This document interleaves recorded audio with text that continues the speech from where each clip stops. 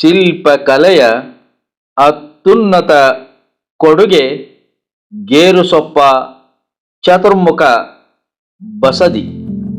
ಕಾಳು ಮೆಣಸಿನ ರಾಣಿ ಎಂದೇ ಖ್ಯಾತಿ ಗಳಿಸಿದ್ದ ಚೆನ್ನಭೈರಾದೇವಿ ಆಳಿದ ನೆಲ ಇದು. ವಿಕ್ರಮ ಶಕೆ 1409ರಿಂದ 1610ರವರೆಗೆ ಜೈನ ಅರಸರ ರಾಜಧಾನಿಯಾಗಿತ್ತು. ಕರ್ನಾಟಕದ ಶಿಲ್ಪಕಲೆಯಲ್ಲಿ ಅತ್ಯುಚ್ಛಾಯ ಕೊಡುಗೆಯಾದ ಚತುರ್ಮುಖ ಬಸದಿ ಇಲ್ಲಿದೆ.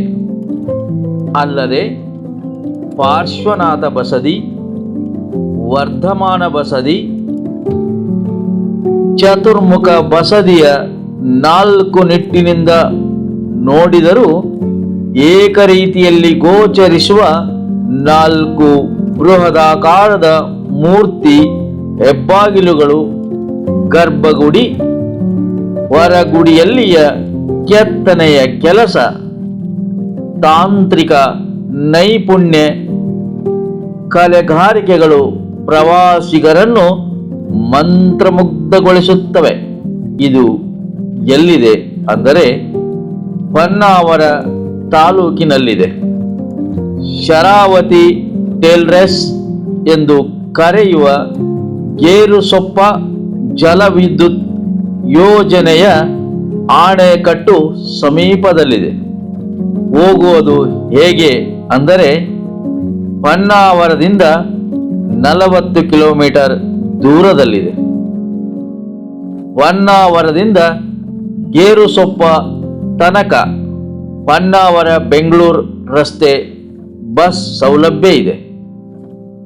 ಹೊನ್ನಾವರದಿಂದ ಕಾರುಗಳಲ್ಲೂ ಸಹ ಹೋಗಬಹುದು. ಗೇರುಸೊಪ್ಪದಿಂದ ಶರಾವತಿಯ ನದಿಯಲ್ಲಿಯೂ ದೋಣಿಯ ಮೂಲಕ ಪ್ರಯಾಣಿಸಬಹುದು. ವರ್ಣಿಸಲಾಸದಳ ಪ್ರಕೃತಿಯ ಮಡಿಲಲ್ಲಿ ಅರಳಿ ನಿಂತಿರುವ ಶಿಲ್ಪಕಲೆಯ ಸೊಬಗು. ಕಾಳು ಮೆಣಸಿನ ರಾಣಿ ಚೆನ್ನಭೈರಾದೇವಿಯ ಶೌರ್ಯದ ನೆಲ. ಇಂಥ ಅದ್ಭುತ ಸ್ಥಳವನ್ನು ಜೀವನದಲ್ಲಿ ಒಂದು ಬಾರಿ ನೋಡಿ, ನಿಮ್ಮ ಮನಸ್ಸೇ ಬದಲಾಗಬಹುದು.